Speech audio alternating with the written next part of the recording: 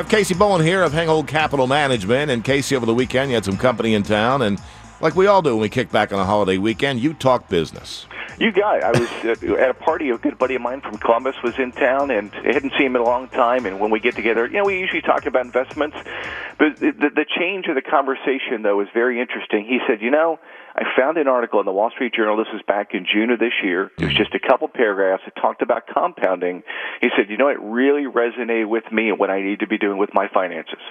That Warren Buffett is now worth around $73 billion. And how much of that came along after he turned 60? $70 billion of it. So that's been after the age of 60. He's been investing, yes, for two-thirds of a century. And we all know he's a tremendous investor, and most of us will not have billions of dollars like he has. We won't have as many zeros associated, but we can learn the lesson from Warren Buffett.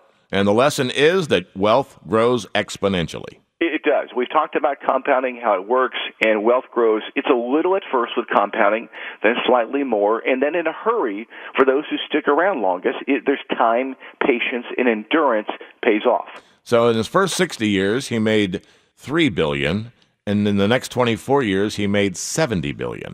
And that's how compounding works, and this is what really resonated with my friend. So he sent me a copy of the article. He has it posted. It's taped up by his desk so he can see it every day. Now, he didn't say these words, but based on our conversation, it seemed to me that this was definitely that aha moment, the secret to success in investing. That's really what it is. It's a reminder. It keeps him focused on his investment plan. Yeah, so you look at the recent volatility and realize over the long term, it really adds up to a blip. Yeah, we're going to look back on this 10 to 20 years from now, and it's just going to be almost nothing on the radar.